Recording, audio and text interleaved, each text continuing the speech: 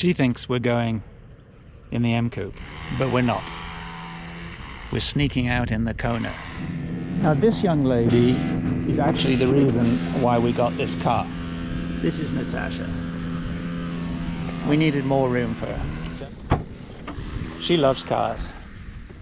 See, as soon as she sees an open door, she's in. And this one has plenty of room for you. What do you think?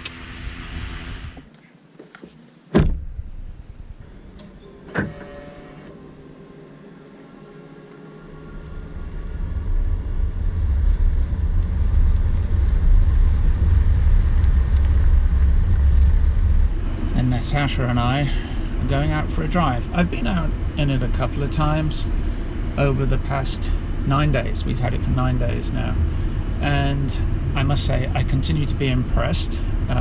Obviously there's a few niggles, but overall very positive experience.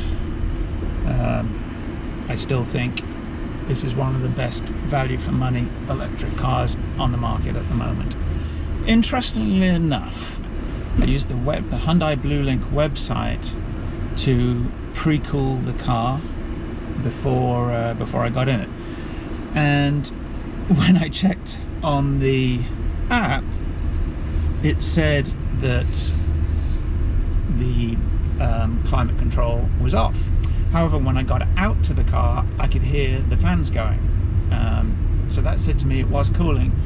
I had a chat with the contractor doing the garage, and by the time I got to the car it had switched off, so it seems like it only runs the cooling for a few minutes if the car isn't plugged in, and it wasn't plugged in because I put it out in the streets. It has 4 drive modes, really 3: sport, normal, and eco.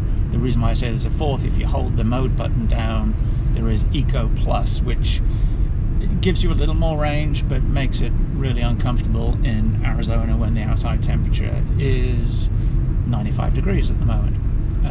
So really there's 3 modes.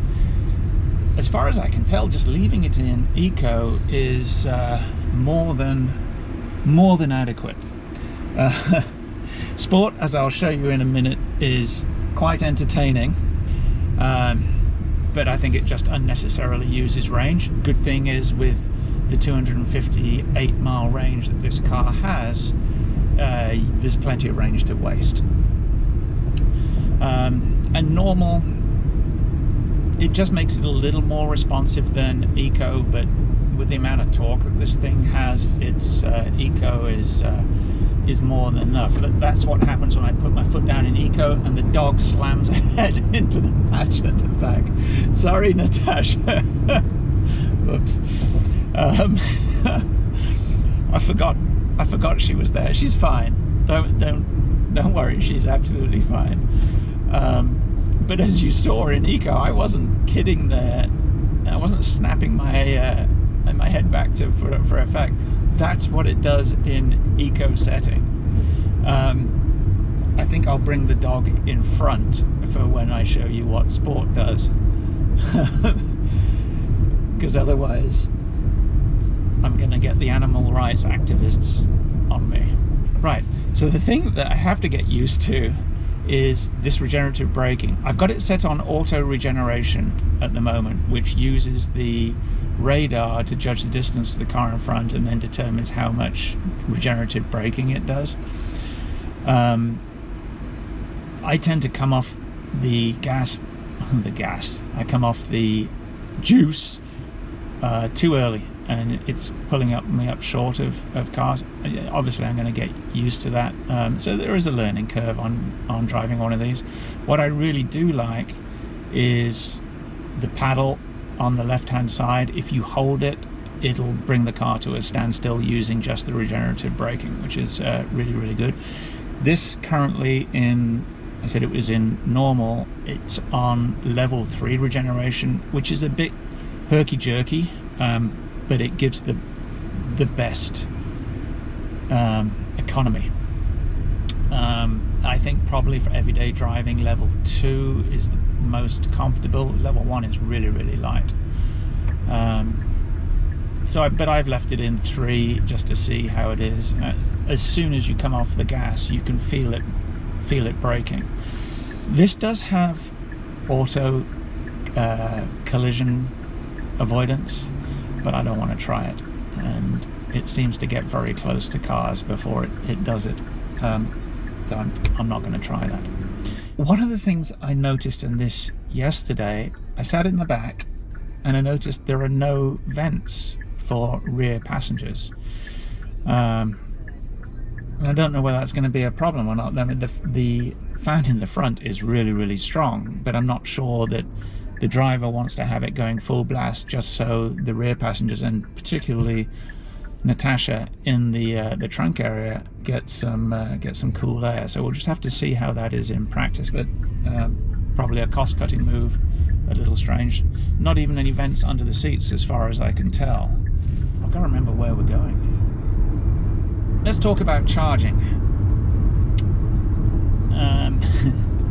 I mentioned in the video last week when I got the car that I'd arranged to have a 240 volt circuit put in so we could level 2 charge the car, which would give a full charge overnight.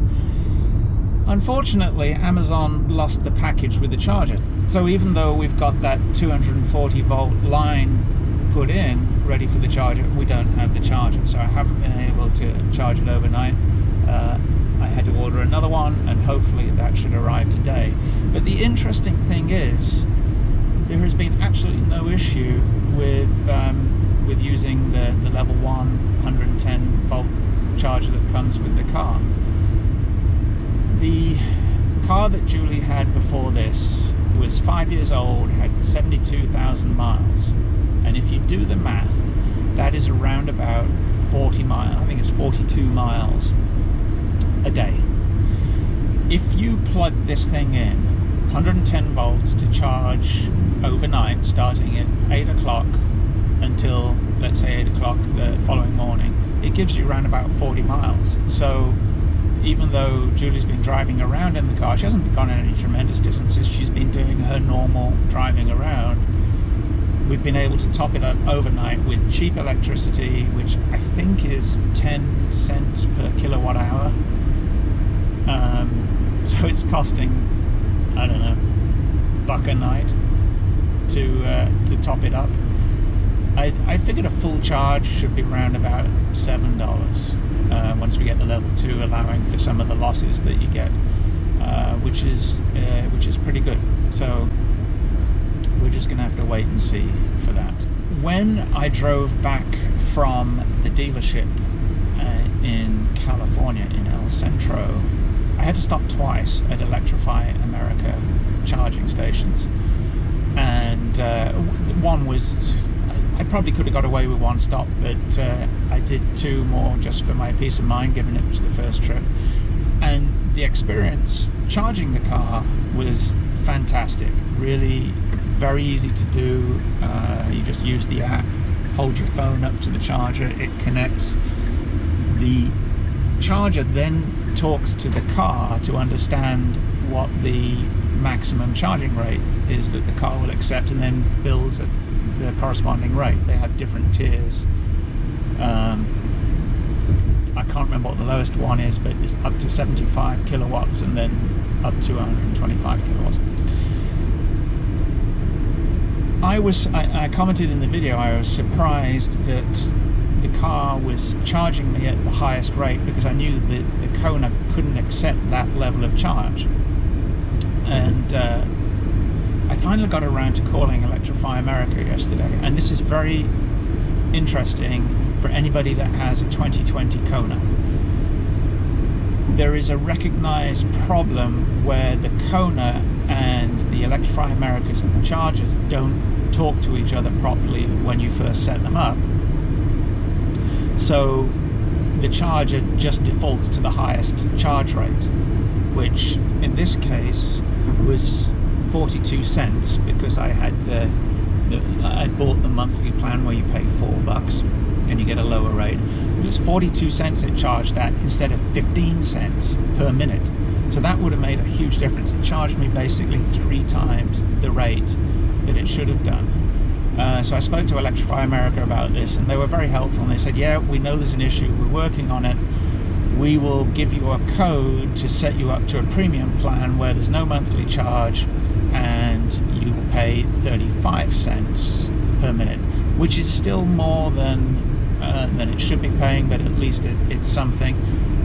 But they wouldn't credit me back what I had to pay last week. It's not a big deal, it's not a lot of money, but it would have been a nice gesture for them to give me a credit, given that they charged me 3 times what they should have done. The interesting thing is, I said, well, I didn't know anything about this, and they said, oh yeah, we sent out an email. And I explained, well, I just got the car last week, and they said, well, no, we sent out an email and a bulletin to all the dealers. The dealers should have told you about this and helped you set up with the code so that you would get the discounted rate. So that's another negative for that dealership. They just didn't care enough to tell me that there was a charging issue, and they knew that I had to drive it 270 miles to get home, and I had to charge. I told them a number of times. So anyway, another black mark for them. And then the other black mark for them is when I got set up on the BlueLink app, which takes like 24 hours after you purchase for it to get through their system and whatever, it popped up and said there was an outstanding service, I can't remember what they call it, a service bulletin. Not a recall, but the high voltage management system needs an update. And they didn't tell me about it. And more importantly, they didn't do it before they delivered the car. And it was obviously existing. It's been out for a few months. So there's just poor dealership, very poor dealership experience. And I think, as I said in one of the comments on the previous video, I think it's just because they knew they weren't going to have me as a service customer. 1, because it's an electric car, so there's very little to service, and 2, because I don't live in California, I live in Arizona. So I think that I just looked in the rearview mirror and the dog is staring at me through the through the seat backs. The BlueLink app is it's okay. It doesn't work all the time. One interesting thing is, as the owner, you can set up a secondary user. So Julie, in theory, is the owner, even though it's registered in my name. Julie is the owner, so we set me up as a secondary user, and you get the BlueLink profile, and you can use it to remote lock the doors, unlock, start charging, monitor charging, all that kind of stuff. But the one really useful thing that app has is being able to cool the car down remotely, which is really, really important in Arizona, where in the summer, at the moment, it's been getting up around 108, 110. You really want to cool the car down beforehand, and it won't let the secondary user do that. So that's, to my mind, is completely useless. So I will probably just log in as Julie. The other issue that I've had with the BlueLink software is trying to link it up to Google Home. This has been a source of frustration for a week, and then I finally figured it out yesterday. I finally figured out what I was doing wrong yesterday.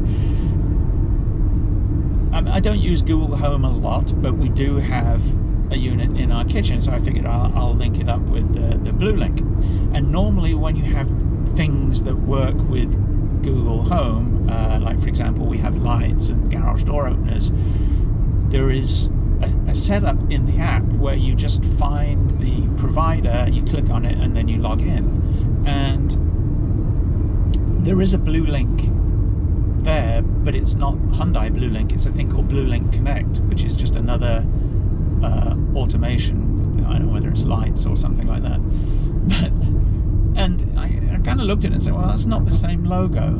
And lo and behold, it didn't work with it. So I looked at the instructions, and there is a page on the Hyundai website that says, oh yeah, you just link the two accounts. But that's all they said. Then if you read it more on this page, it says you have to go to the BlueLink agent page. You go there, but it doesn't show you how to link the two accounts. And so that was a real series of frustrating attempts to try and do this. What I finally realized yesterday was, if you go to the Google Home BlueLink agent page and you're not logged in on your Google account, it doesn't show you the link for BlueLink. If you are logged in, the link pops up, and then you just click on it and you send it to your device. So anybody that's having a frustration with linking to a Google Home device, that's how you do it. You cannot do it through the app, which I think is crazy. You have to do it on a browser, and you have to go to the agent page, and you have to be logged in. I will put a link in the description below. So that's enough of my ranting and complaining. The dog, for those of you who are interested, the dog is quite happy now. She's just staring out the back window, but we'll bring her in the front on the way back. So driving this car, I'm not sure how much regeneration goes through the brake pedal. Like if I put my foot on the brakes, it's showing that it's regenerating, but I actually can't feel it.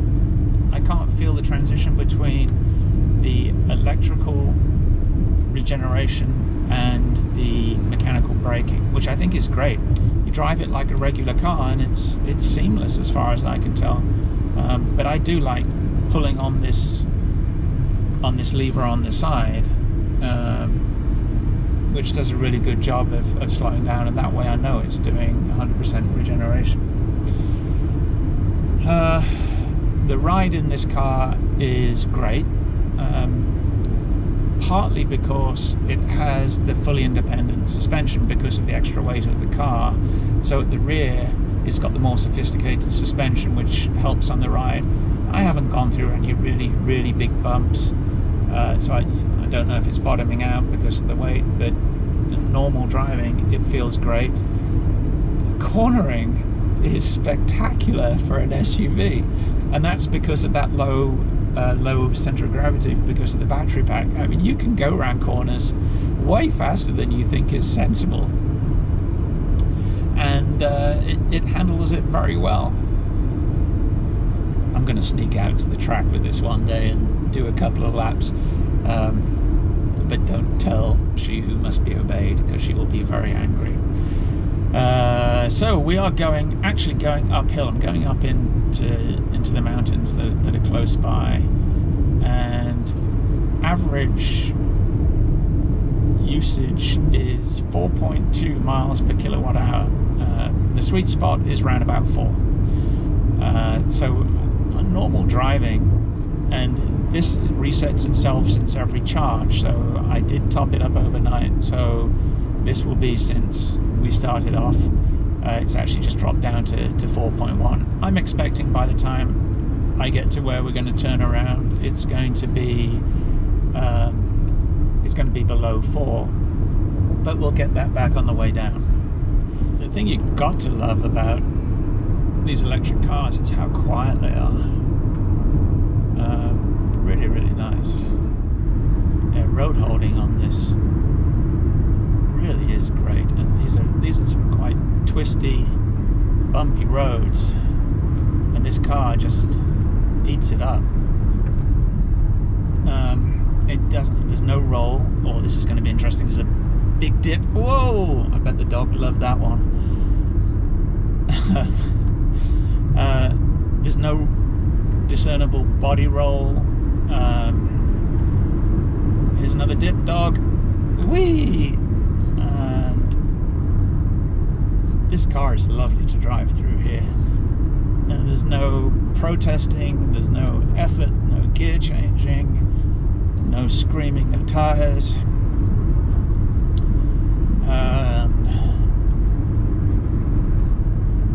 Really good. The more I drive this car, the more I'm impressed. So we're coming up to a 15-mile-an-hour corner, which I guess means 30. A little bit of braking and accelerate out through it. You could hear oh, the dog sat up right at the moment we went through that. You could hear the tyres protesting a little bit, but not too bad. I do like this car. It's a shame it's Julie's. I'd like to have this car. And you know, we're on these twisty roads. The seats are nicely bolstered. They actually hold you into place without being overly sporty. Very comfortable. Great seating position. And as I suspected, the average consumption with somewhat spirited driving is now at 3.7. And we've got a 10-mile-an-hour corner here. Watch out, dog. Tasha, hold on. I'll slow down.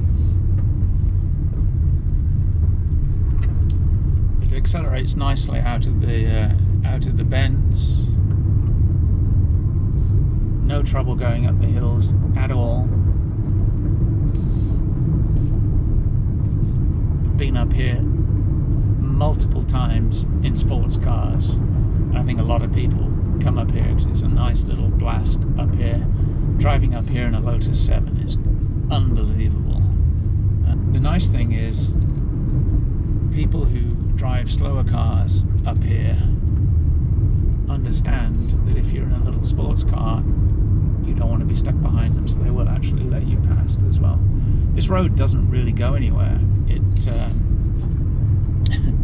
goes up into these hills and then just stops, and then it's a dirt road. I have a feeling the dog is wondering where on earth we're going. So there's a sign here that says pavement ends, and the pavement ends. That's it.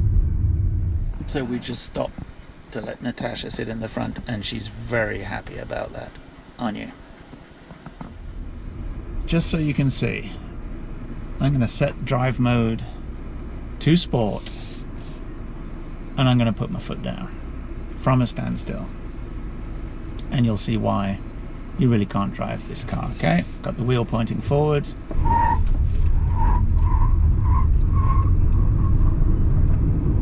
And that's crazy fast. If we can switch the traction control off, and it will be even more stupid. Julie's going to tell me off for doing this. And this is probably the only time I'll ever do it, because it's not the point of this type of car.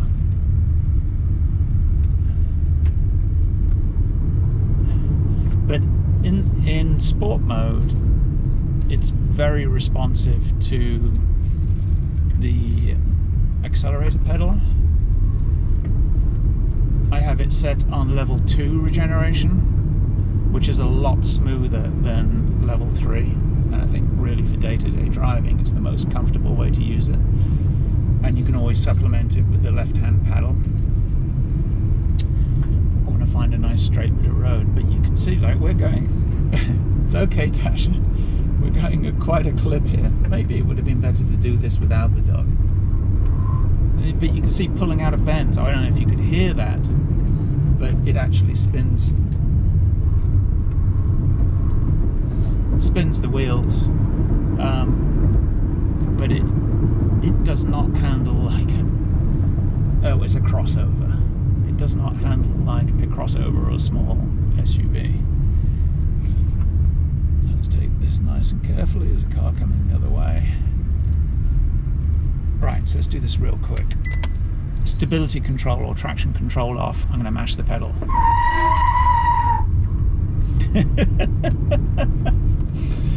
She is going to kill me when she hears that. Right, so there is absolutely no point in driving this car like that. So let's put it in. We're in eco now. That's far more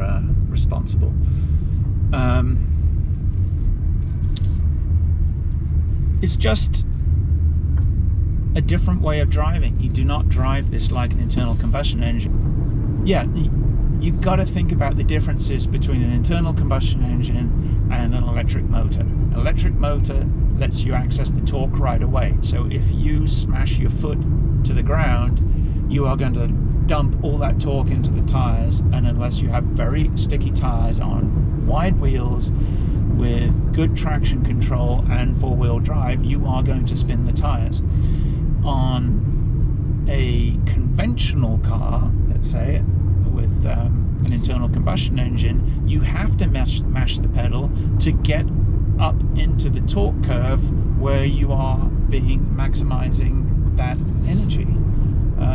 So it's just learning a different way to drive. If you want to accelerate fast in one of these cars without using all the fancy electronics and doodads, you go into it smoothly, and you do not need to put your foot all the way down. And anyway, that just wastes electrons. So, what do I think of the Hyundai Kona Electric after a week? I still think it's a great car. I think the driving experience for what most people need is perfect. It's not a sports car. You're not going to be driving this on the track. We're not going to be allowed to drive this on the track. For the average driving that we do in this, it's perfect. Will it make the longer trips? Some of them yes, some of them no. For example, I would not try driving this to Vegas. The infrastructure isn't there at the moment. I think it's around 260 miles. This has a 258 mile range, so in theory it could do it, but it's very uphill in parts, so the effective range would be probably closer to 200 miles, and there are no charging stations in the long stretch between here and Vegas, so we would not use it to do that. However, going to San Diego I know is possible, because El Centro, where I picked the car up, is, I think it's about 100 miles short of San Diego, and in California there are a ton of charging stations, and more than ample charging stations to get from here to El Centro. Flagstaff, which is a couple of hours, so let's say 140 miles, there are chargers at both ends. It's very uphill to Flagstaff, but it would make it no problem. You'd be able to charge it once we're there and come back. Sedona might be a little bit more of an issue. I don't think they have a charger there yet, but more and more are coming online as we speak. So, and anyway, most people who have one of these will have another car. So it's probably not going to be the only car in the family, and it's definitely not the only car in our family. So if we do want to go to Vegas, which quite honestly we will not do very often, we're not huge Vegas fans, we'll just take one of the other cars, and worst comes to the worst, if we need to do a big trip with a lot of stuff in it, we'll rent a car for the weekend. It's not hugely cost prohibitive, but probably 95% of the driving in this car will be around town, trips of 100 miles or less, which no issue whatsoever. Right, doggy? Other uses of the BlueLink package, you can send addresses from your phone to the car, which I think is a really neat idea. You have to do it through the app and search for the address in the BlueLink app, but it will just say send to car, and then when you get in the car it's all set up on the nav screen ready to go, which is really nice. The navigation system, Julie does not like in-car navigation systems, and she said she's used this one and she really likes it. You can use Google Maps or Waze through Apple CarPlay, but if you use the onboard system, it calculates the range based on the route that you have chosen. So if you are going through a very hilly area, it will know that and will recalculate the range, or give you an more accurate range guesstimate than if you don't use the nav system, which I think is really good. I think that's very sensible. And so when you get a message, it pops up on screen to say that you've got a message coming in, and it does say unavailable while driving, please try again after parking this vehicle. This one's from Julie. She's figured out I've disappeared with the car and her dog, but you can actually get the system to read it out. Can you please come back? I'd like to take Tasha to Julie's and I'm ready in 15 mn. 15 mn? I think that's 15 minutes. I would like to point out that's not her voice, which is far cuter than that. Fortunately, we are 10 minutes from home, so that is good. I didn't pay attention to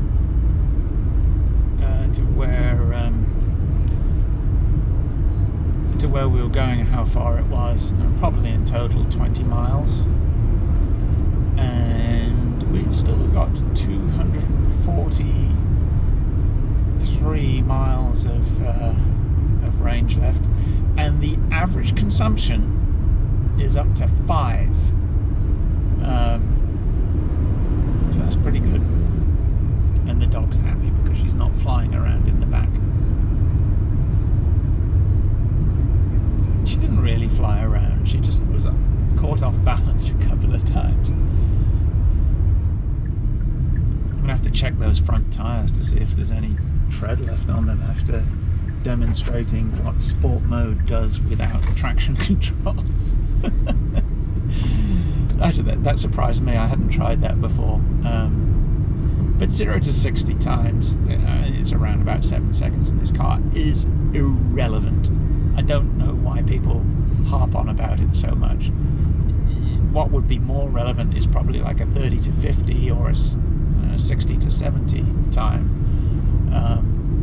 But I have to go home, so I can't tell you about that. It's real world driving that's important, and this car it's great. I love it, and not just because it's mine. Well, it's not mine, it's Julie's. Well, it is mine. That's one thing I've got to sort out. I haven't got a title for it yet, and based on the performance of the wonderful dealership, they probably haven't done the paperwork, and I'm probably not ever going to get a title. I'm going to get yelled at now.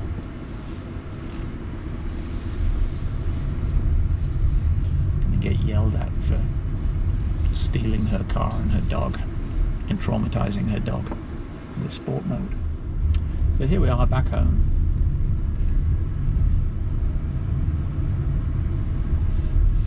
They're still demolishing my garage, one piece at a time. And there we have it.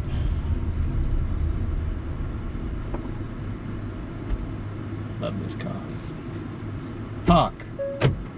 Brake. Off. Quite why we have to press 3 buttons to do all that. If we just pressed off. Maybe I should try that. Maybe if I just press off, it'll do all that. That's to be seen, isn't it? We'll leave this here.